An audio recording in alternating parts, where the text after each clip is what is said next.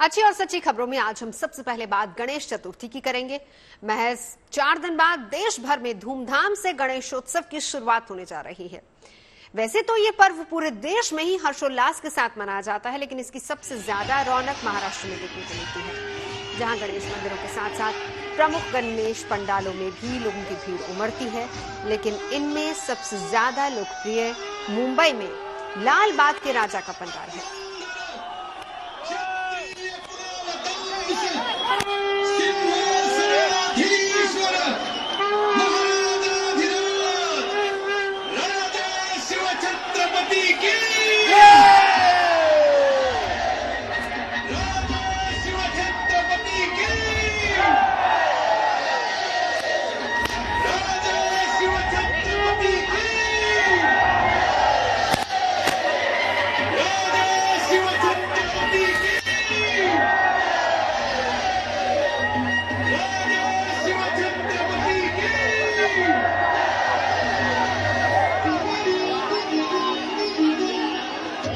लालबाग के राजा की भव्यता का अंदाजा आप इसी बात से लगा सकते हैं कि देश ही नहीं बल्कि विदेशों से भी बड़ी संख्या में भक्त लालबाग के राजा के दर्शन और पूजन के लिए आते हैं। इनमें बड़े बड़े उद्योगपतियों से लेकर जाने माने फिल्मी कलाकार और राजनेता तक लालबाग के राजा के दरबार में आशीर्वाद लेने के लिए आते हैं। आज हम आपको लालबाग के राजा का फर्स्ट लुक दिखाने वाले हैं। हर साल की तरह ही इस साल भी लालबाग के राजा की ये प्रतिमा बहुत ही भव्य और सुंदर है। बड़े से सिंहासन पर विराजमान बप्पा के सर पर मुकुट, एक हाथ में चक्र, दूसरे हाथ में खड़ग, मन्नतों के राजा के इस पहली झलक को देखने के लिए वहां मीडिया के अलावा बड़ी संख्या में लोग पहुंचे। वहीं बप्पा के इस साल पंडाल को रायगढ़ किले की थीम पर तैयार किया गया है। आपको ये भी बता दें कि 1934 में मुंबई के लालबाग बाजार में लालबाग चा राजा की स्थापना हुई थी और लालबाग में होने के कारण ही यहाँ स्थापित की जाने वाली गणेश प्रतिमा को लालबाग का राजा कहा जाता है, जिनका दरबार सिर्फ 10 दिनों के लिए ही सजाया जाता है और इस दौरान बप्पा पर करोड़ों रुपए का चढ़ावा चढ़ता है। इस पंडाल का इंश्योरेंस भी काफी महंगा होता है।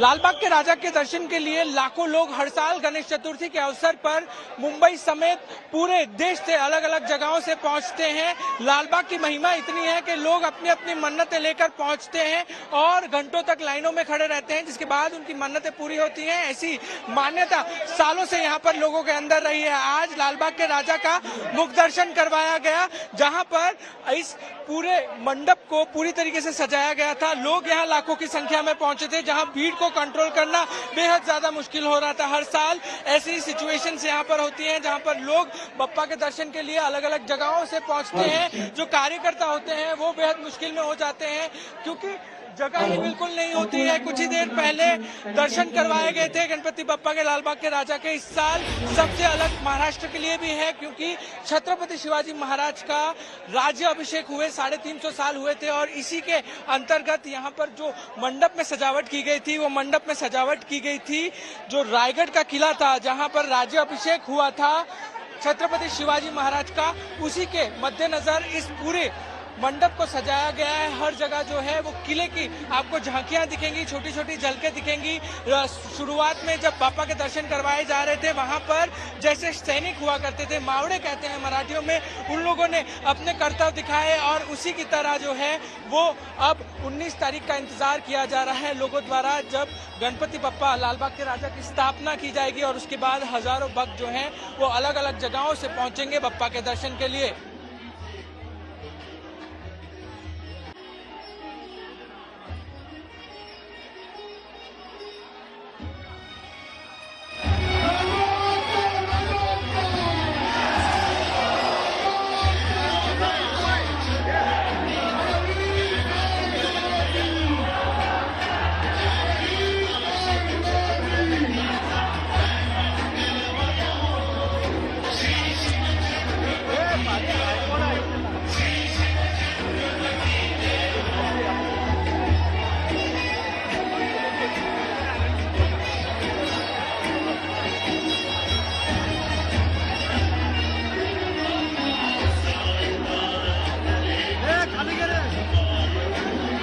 तो लाल बाग चौराहा ये पहली झलक आप देख रहे हैं। देखिए हर साल इंतजार होता है कि मन्नतों के इस लाल बाग के राजा का दीदार कब और कैसे हो, किस तरह इस बार बप्पा विराजेंगे लाल बाग के राजा के भव्य पंडाल में। तो ये पहली झलक यानी फर्स्ट लुक हम आपको दिखा रहे हैं। ये लाल बाग के राजा की पहली झलक है। इस बार बप्पा पूरी शान के साथ लाल बाग के राजा में विराजेंगे और जीएनटी पर लाल बाग के राजा के पहले दर्शन हम आपको करवा रहे हैं। मन्नतों के राजा कहा जाता है और 10 दिन तक चलने वाले इस उत्सव में कहा जाता है कि भगवान खुद वहां मौजूद रहते हैं और अपने भक्तों को आशीर्वाद देते हैं। और मन्नतों का राजा इसलिए कहा जाता है क्योंकि कहा जाता है कि लाल बाग के राजा में कोई भी मन्नत मांगी जाए वो जरूर पूरी होती है और इसीलिए देश ही नहीं बल्कि विदेशों से भी लोग आते हैं यहाँ पर बप्पा के दर्शन करने, बप्पा का आशीर्वाद लेने के लिए। तो लाल बाग चौराहा का इतिहास जानने से पहले हमें गणेश उत्सव की शुरुआत के बारे में जानना चाहिए, जिसकी शुरुआत महान स्वतंत्रता सेनानी बाल गंगाधर तिलक की तरफ से की गई थी। ये वो वक्त था जब पूरा देश अंग्रेजी हुकूमत की गुलामी से मुक्त होने के लिए संघर्ष कर रहा था। तब ब्रिटिश राजा के खिलाफ सभी भारतीयों को एकजुट करने के लिए ही लोकमान्य बाल गंगाधर तिलक नाम से मशहूर तिलक ने सार्वजनिक गणेश उत्सव की शुरुआत की थी। यहाँ स्वतंत्रता संग्राम के नायक आंदोलन की रूपरेखा को लेकर चर्चा करते थे और तब से ही महाराष्ट्र, खास तौर पर मुंबई में भी सार्वजनिक जगहों पर भगवान गणेश के बड़े बड़े पंडाल लगने शुरू हो गए, जिसमें आगे चलकर लाल बाग का पंडाल भी शामिल हुआ। साल 1934 यानी कि करीब 90 साल पहले जहां बप्पा विराजमान होना शुरू हुए।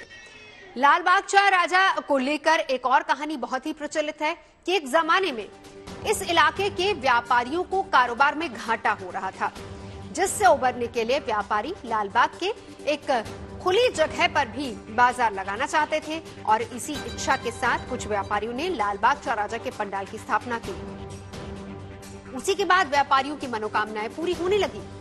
इसके बाद से ही गणेश चतुर्थी के मौके पर मुंबई के लालबाग इलाके में बप्पा की मूर्ति स्थापना हर साल होने लगी और यही वजह है कि लाल बाग के राजा को मन्नतों का गणेश भी कहा जाता है। मान्यता ये भी है कि 10 दिनों के गणेश उत्सव के दौरान उनसे जो भी मनोकामना मांगी जाए वो जरूर पूरी करते हैं। लाल बाग के गणपति का उत्सव साल दर साल और भव्य होता जा रहा है। कोरोना काल को अगर हम छोड़ दें तो लाल बाग चौराहा के से जुड़े इस आयोजन को धूमधाम से मनाया जाता है। लाखों श्रद्धालु आते हैं, बप्पा के दरबार में उनके दर्शन करते हैं, उनसे आशीर्वाद मांगते हैं और यही वजह है कि लाल बाग इलाके में पैर रखने तक की भी जगह नहीं मिलती, फिर भी गजानन के दर्शन के लिए भक्तों के उत्साह में कोई कमी नहीं आती। इसी कारण गणेशोत्सव के दौरान भक्त यहाँ कई घंटों तक दर्शन करने के लिए लंबी कतारों में लगे रहते हैं और ये कतारें कई किलोमीटर लंबी होती हैं। और इस साल भी उम्मीद यही जताई जा रही है कि लाल बाग चौराहा के दर्शन के लिए रिकॉर्ड संख्या में श्रद्धालु पहुंच सकते हैं।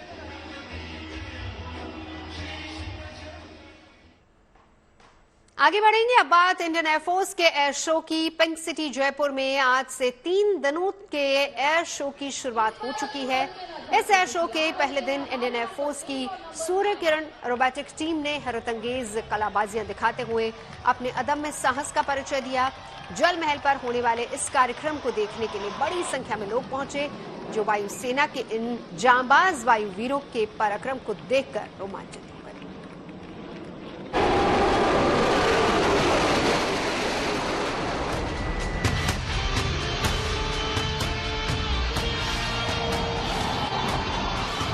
आप देख सकते हैं सूर्य किरण 1, 2, 3 और 4 को आसमान की बुलंदियां छूते भारतीय वायुसेना के आदर्श वाक्य। आसमान में गरजते ये सूर्य किरण विमान, जिनमें सवार वायुवीरों के एक से बढ़कर एक हैरत अंगेज करतब देखकर लोग हुए हैरान।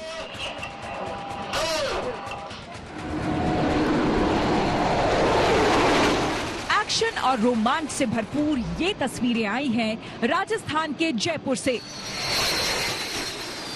और ये था टीम लीडर का सैल्यूट हमारे मुख्य अतिथि को, जहां इस एयर शो का आगाज कुछ इस धमाकेदार अंदाज में हुआ। सूर्य किरण विमानों के शानदार फॉर्मेशन को जिसने भी देखा वो रोमांच से भर उठा। आज से शुरू हुए इस एयर शो का जयपुर वासियों को ही नहीं बल्कि आसपास के इलाके के लोगों को भी बड़ी बेसब्री से इंतजार था, जिनका इंतजार आज खत्म हुआ और कार्यक्रम में आए लोग सूर्य किरण एरोबैटिक टीम के इस साहस और शौर्य के गवाह बने। खासकर युवाओं में तो इस एयर शो को लेकर गजब का उत्साह नजर आया। इस एयर शो का मकसद भी युवाओं में भारतीय वायुसेना के प्रति जागरूकता को बढ़ाना है, ताकि वो देश सेवा के लिए आगे आए।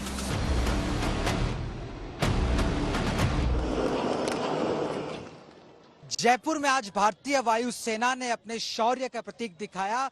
आपको बता दें, आज जल महल, जो कि राजस्थान की राजधानी जयपुर का एक प्राकृतिक गर्व है, जल महल में हजारों की संख्या में लोग भारतीय वायुसेना के शौर्य को देखने आए, क्योंकि मौका था सूर्य किरण एयरफोर्स टीम यानी कि स्कैट, जो कि वर्ल्ड के अंदर सबसे पॉपुलर एयरफोर्स टीम है, उन्होंने अपने शौर्य का प्रतीक दिखाया इस एयर शो के जरिए और लोगों को, दुनिया को एक मैसेज दिया कि भारतीय वायुसेना में कितना दमखम है। 9 जेट्स थे हॉक M132 के।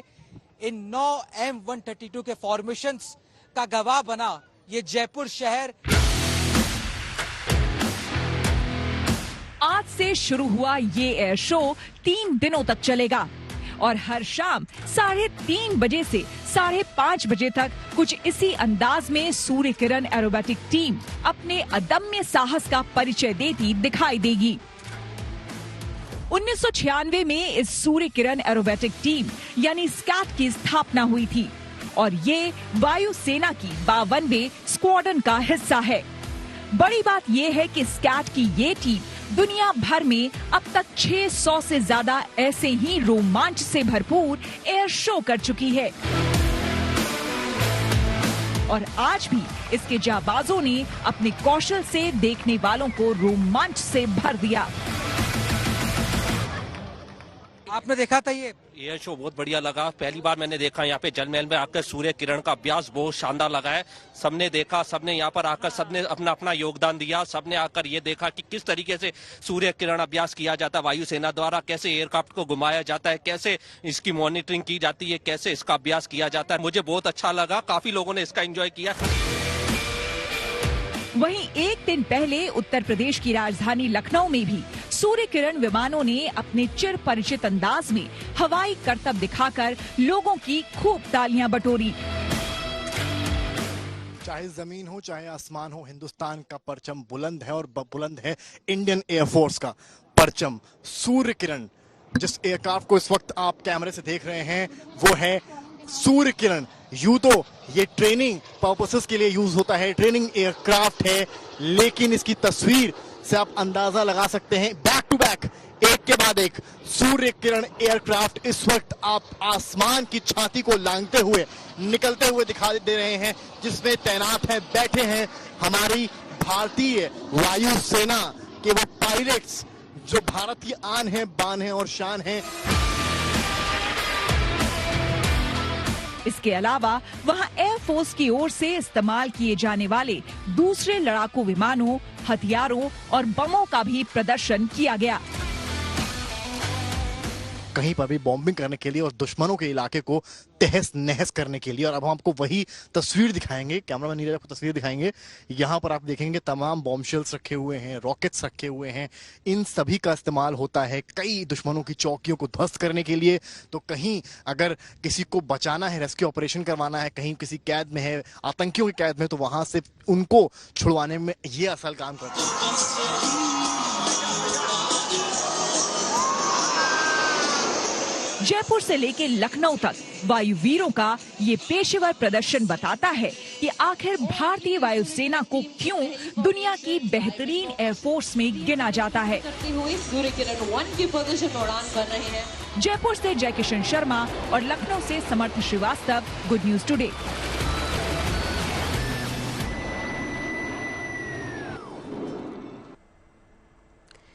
और अब बात उस खेल की जिसमें रफ्तार है, रोमांच है और हद से गुजर जाने की दीवानगी भी है। 22 सितंबर यानी कि करीब 7 दिन बाद उत्तर प्रदेश के ग्रेटर नोएडा के बुद्ध इंटरनेशनल सर्किट में मोटोजीपी बाइक रेस की शुरुआत होने वाली है। 3 दिन तक चलने वाले इस रेस में 20 से ज्यादा देशों के करीब 82 राइडर्स हिस्सा लेंगे, यानी कि अगले हफ्ते यहां दुनिया के बेहतरीन और सबसे तेज बाइकर्स का जमावड़ा लगेगा।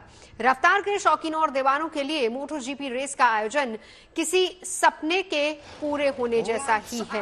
भारत में भी कई युवा प्रोफेशनल बाइक रेसिंग को अपना करियर बनाना चाहते हैं और यही वजह है कि अभी से ही कई युवाओं ने मोटोजीपी भारत के आयोजन स्थल बुद्ध इंटरनेशनल सर्किट का रुख करना शुरू कर दिया है।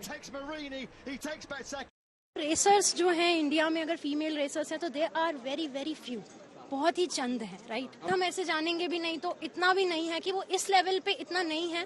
और ऐसे देखा जाए तो मोटो जीपी में भी कोई फीमेल रेसर नहीं है। तो ग्लोबली अगर देखा जाए तो female racers are lesser, but everybody is enthusiast and धीरे धीरे लोग इंडिया में खास तौर से धीरे धीरे लोग निकल के आ रहे हैं। हमारा एक ड्रीम है कि इंडिया से भी एक रेसर हो मोटो जीपी में, जो कि अल्टीमेट ड्रीम है। और बाकी सब जो नेक्स्ट जनरेशन, वो वाली बात हुई, गवर्नमेंट को सपोर्ट देना है यंगस्टर्स को। 5 साल की 4 साल की उम्र में उनको रेसिंग स्टार्ट करवानी होती है अगर आपको मोटो जीपी में पहुंचना है। तो बहुत सारी चीजें हैं जो अभी निकल के आएंगी। और मेन चीज है, आप लोगों को बताइए कि आप लोगों को यहाँ पे आना है ट्रैक पे। अगर आप लोग यहाँ पे नहीं दिखेंगे तो मोटो जीपी स्पॉन्सर्स, राइडर्स को लगेगा इंडिया में कोई क्रेज ही नहीं मोटरसाइकिल्स का।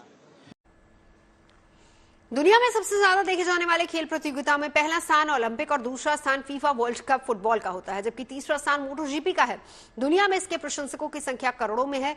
अगर हम भारत की बात करें तो यहां भी मोटोजीपी के लाखों फैंस हैं। इनमें एमटीवी के रियलिटी शो रोडीज से पहचान बनाने वाले सेलिब्रिटी रणविजय सिंह भी शामिल हैं, जो आज टीवी इंडस्ट्री का एक बड़ा नाम है।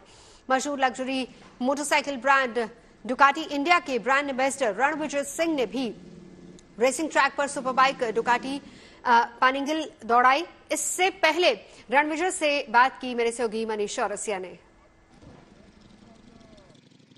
तो मोटो जीपी भारत की तैयारी लगभग पूरी। आज ट्रैक पर पहुंचे हैं रणविजय, ट्रैक देख चुके हैं, घूम चुके हैं। कैसा लगा ट्रैक? सब ओके है? ओके के लिए तो यहाँ पे अथॉरिटीज हैं, वो प्रिपेयर कर रहे हैं। आई एम वेरी हैप्पी कि सब सही तरीके से हो रहा है। आज मुझे ऐसा लग रहा है कि बचपन का जो सपना होता है ना, वो पूरा हो गया कि एक रेस ट्रैक, पहले तो एक रेस इंडिया में हो रही है मोटो भारत। दूसरी बात कि मुझे ट्रैक पे आके बाइक चलाने का मौका मिल रहा है। सो वो कहते हैं ना कि बचपन में कुछ चीजें सोचते कि यार ये क्या ऐसा हो सकता है, वो हो रहा है आज। तो ये बचपन का सपना था, ठीक है, लेकिन हम बाइक्स की बात कर रहे हैं। किस तरह की फीलिंग्स, किस तरह के इमोशंस, किस तरह की यादें आपकी जुड़ी हैं बाइक्स के साथ? मेरे लिए बाइक्स बचपन में जब मेरे पिताजी बाइक चलाते, मेरे चाचा जी भी काफ़ी फौज में जो रिपब्लिक डे पे नहीं होती एक टीम जो काफ़ी सारे कर्तव्य करती है, he was the captain of the team. ASC में थे, टॉर्नेडोज की टीम के कैप्टन। ग्रेटर नोएडा के बुद्ध इंटरनेशनल सर्किट के इसी ट्रैक पर F1 रेस का आयोजन हो चुका है, लेकिन अब इस ट्रैक को बाइक रेसिंग के अनुकूल बनाया जा रहा है। F1 रेस के मुकाबले बाइक रेसिंग के लिए ट्रैक पर सेफ्टी मेजर्स का भी ज्यादा ख्याल रखा जा रहा है, क्योंकि कार रेसिंग के मुकाबले बाइक रेसिंग ज्यादा डेंजरस मानी जाती है और इसीलिए सेफ्टी के लिए ग्रेवल ट्रैप्स बनाए जा रहे हैं, जो कार के लिए छोटे होते हैं लेकिन बाइक के लिए बड़े माने जाते हैं, ताकि अनहोनी होने पर बाइकर्स का ज्यादा नुकसान न हो। जहां पर 22 तारीख से बाइक्स रफ्तार भरनी शुरू कर देंगी, ये वो पूरा ट्रैक है नोएडा का बुद्ध इंटरनेशनल सर्किट, जो कि अब पूरी तरह से तैयार हो चुका है। लेकिन अभी भी शायद कई लोगों को इस रेस के बारे में डिटेल में जानकारी ना हो, वो शायद समझ ना पा रहे हो कि ये क्या होती है, कैसे होती है। तो उसके लिए हमारे साथ हैं अमित सांडिल सर, जो कि डायरेक्टर ऑफ रेसिंग के हैं। सर, मोटो जीपी रेस सुन के तो रोमांच पैदा होता है कि यहाँ पर बाइक्स आएंगी, लगभग 300-350 के ऊपर की स्पीड में यहाँ पर वो रफ्तार भरेंगी, लेकिन असल में ये रेस क्या होती है, किस तरह की होती है और कितने कंट्रीज के लोग पार्टिसिपेट होते हैं, क्या इसका पूरी ग्लोरी है? देखिए, ये है prototype racing at the highest level, सबसे ऊंचे लेवल पे है।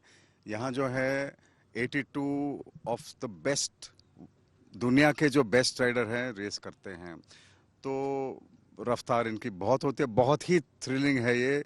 जो बाइकिंग कम्युनिटी है इंडिया में, इनको बहुत ही मजा आएगा ये देखकर, और जो नॉन बाइकिंग कम्युनिटी उनको भी मजा है, क्योंकि ये उनके लिए नया है। बाइक खबरें सच्ची होनी चाहिए, अच्छी खुद ब खुद लगती हैं। Navjot Randhawa signing off. आप सुनते रहिए गुड न्यूज, देखते रहिए गुड न्यूज।